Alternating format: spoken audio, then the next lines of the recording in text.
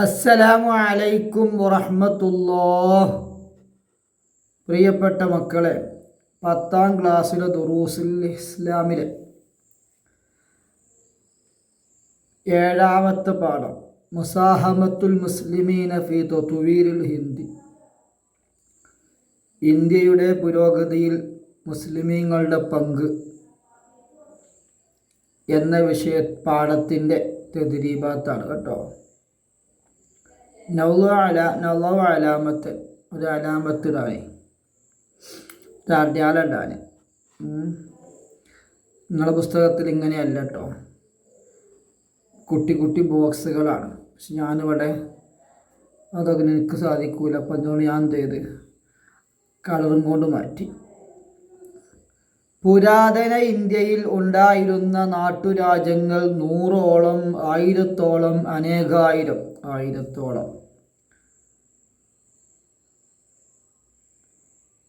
Grand trunk road നിർമ്മിച്ചു ഷേർ ഷാഹ് സൂരി, ഫിറോസ് ഷാഹ് തഗ്ലക്ക്, അക്ബർ ചക്രവർത്തി ഒന്നാമത് അല്ലേ. 3 മുഹമ്മദ് ഖുത്ബ് ഷാഹ് നിർമ്മിച്ച പട്ടണം അലഹബാദ് പട്ടണം, ഹൈദരാബാദ് പട്ടണം, ആഗ്ര പട്ടണം. ഹൈദരാബാദ്. 4 കാശ്മീരിൽ ആപ്പിൾ കൃഷി ആരംഭിച്ചു. 3 ആളുകളുടെ പേരുണ്ട്. സൈനുൽ ആബിദീൻ രാജാവ്. ഓക്കെ. 5 ഇന്ത്യയിൽ മുന്തിയ ഇനം മാവുകൾ പുറത്തു നിന്ന് കൊണ്ടുവന്നത് ആരാണ്? ഏത് ഭരണകൂടമാണ്? മുഗളന്മാർ അല്ലേ. ഓക്കെ. ഇനി പൂരിപ്പിക്കാനാണ്.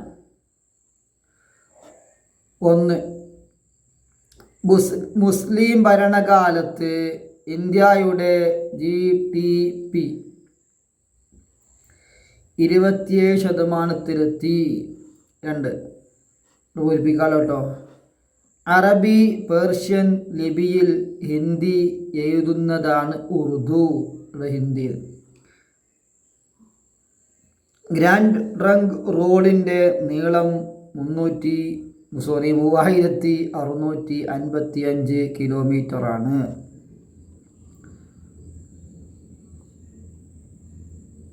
ഫിറോസ് ഷാഹ് രാജാവ് ഡാഷ് പട്ടണങ്ങൾ നിർമ്മിച്ചിട്ടുണ്ട് 200ഓളം. 5 ആരെയും ഡാഷ് മതത്തിൽ ചേർക്കാൻ ഇസ്ലാം അനുവദിക്കുന്നില്ല, നിർബന്ധിച്ച് എന്ന്. നുജീബ് ഉത്തരമെഴുതാനാണ്. മുഗളന്മാരുടെ ഭരണകാലത്ത് രാജ്യത്തിൻ്റെ വിസ്തൃതി ഇന്നത്തെ ബംഗ്ലാദേശ്, പാകിസ്ഥാൻ, അഫ്ഗാൻ്റെ ഭൂരിഭാഗം പ്രദേശങ്ങളും ദക്ഷിണേന്ത്യയുടെ അല്പഭാഗം ഒഴിച്ചുള്ള ഇന്ത്യയും ഉൾപ്പെട്ട ഒറ്റ ഭരണത്തിൻ കീഴിലായി. ഇതെല്ലാം ആയിരുന്നു ഇന്ത്യ കേട്ടോ. മുസ്ലിങ്ങൾ ഭരിക്കും, മുഗൾമാർ ഭരിക്കുമ്പോൾ.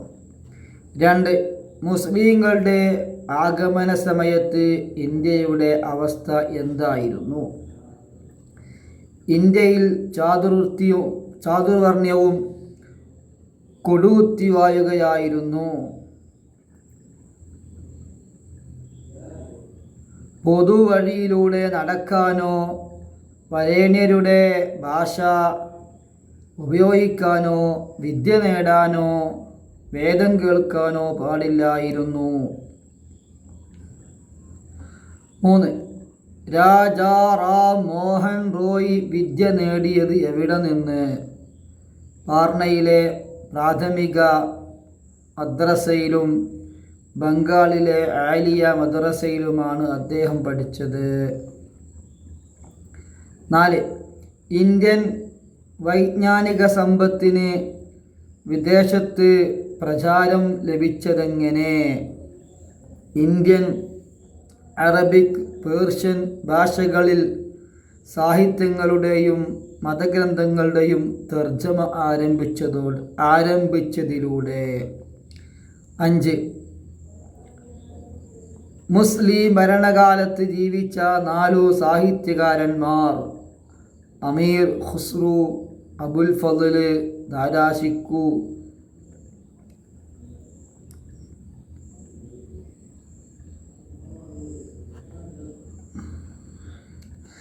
6. ഇന്ത്യൻ സമൂഹത്തിൽ പരിഷ്കരണ പ്രവണത നാമ്പെടുക്കാൻ കാരണമെന്ത്?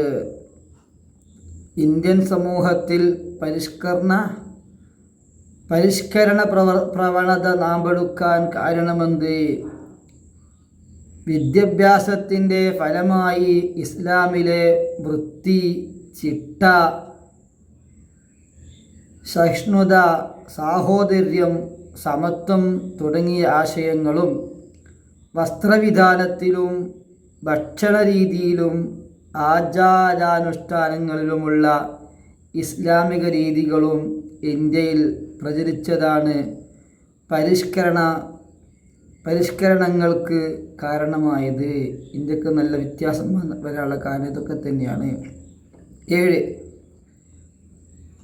ഇന്ത്യയിലെ മുസ്ലിം ഭരണാധികാരികൾ നിർമ്മിച്ച 6 പ്രധാന സൗധങ്ങൾ: 1. ഡൽഹി ജുമാ മസ്ജിദ്, 2. താജ് മഹൽ, 3. ഖുതുബ് മിനാർ, 4. ചാർമിനാർ, 5. ചെങ്കോട്ട, 6. പാലക്കാട് കോട്ട.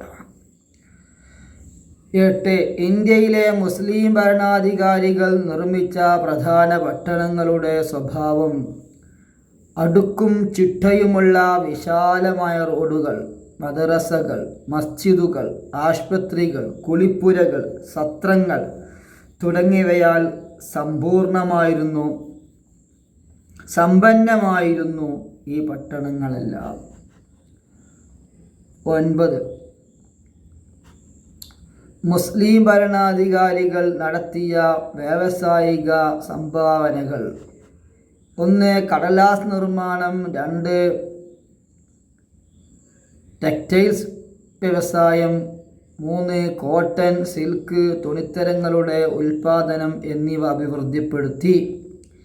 പിന്നെ കപ്പൽ നിർമ്മാണം മറ്റൊന്ന്, ഇരുമ്പ് ഉൽപ്പാദനം മറ്റൊന്ന്, ആയുധ നിർമ്മാണം മറ്റൊന്ന് എന്നിവയും പ്രധാന വ്യവസായങ്ങൾ ആയിരുന്നു. ഇതൊക്കെ മുസ്ലിം ഭരണാധികാരികൾ ഉണ്ടാക്കിയെടുത്ത വ്യവസായങ്ങളാണ്.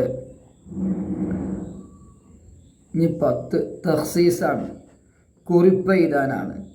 ഇന്ത്യയിൽ ഇസ്ലാം പ്രചരിക്കാൻ കാരണം: ഇന്ത്യയിൽ നിലനിന്നിരുന്ന ജാതീയാവസ്ഥ, തൊട്ടുകൂടായ്മ, വിദ്യാവിലക്ക് എന്നിവ ഒരു പ്രധാന കാരണമായി.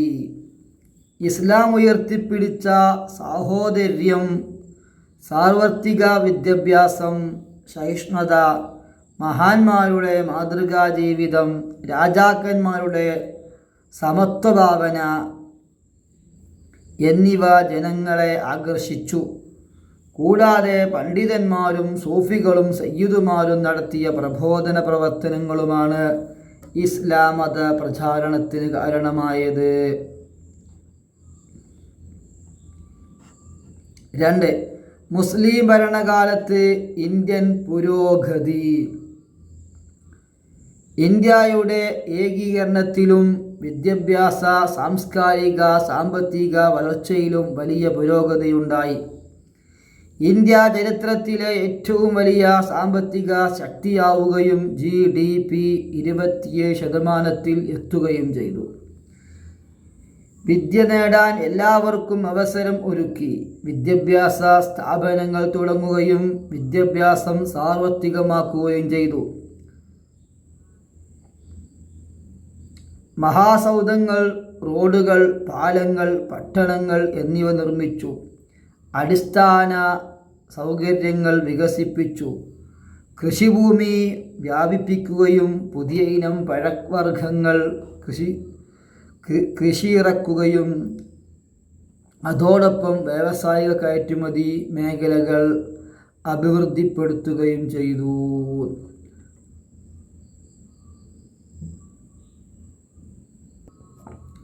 അസ്സലാത്തു വസ്സലാമു അലൈക യാ സയ്യിദി യാ റസൂലല്ലാഹ് ഖുദ് ബിയദീ ഖല്ലത്ത് ഹീലതീ അദ്രിക്നീ. അല്ലാഹുവേ നീ കബൂലാക്കണേ അല്ലാഹ്. മിസിൽ സവാബിനെ ഞങ്ങളെ ഉമ്മ ഉപ്പ ഉസ്താദുമാരിൽ നിന്ന് മരണപ്പെട്ടവരെ ഖബറിലേക്ക് എത്തിക്കണേ അല്ലാഹ്. അവരോടും ഞങ്ങളോടും നീ പൊറുക്കണേ അല്ലാഹ്. റബ്ബേ, ജീവിച്ചിരിക്കുന്ന ഞങ്ങളുടെ ഉമ്മ ഉപ്പ ഉസ്താദുമാർക്ക് ദീർഘായുസ്സും ആഫിയത്തും നൽകണേ അല്ലാഹ്.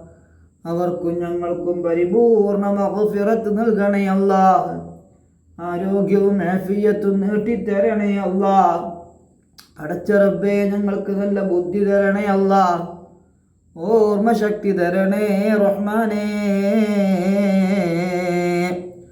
برحمتك يا أرحم الراحمين.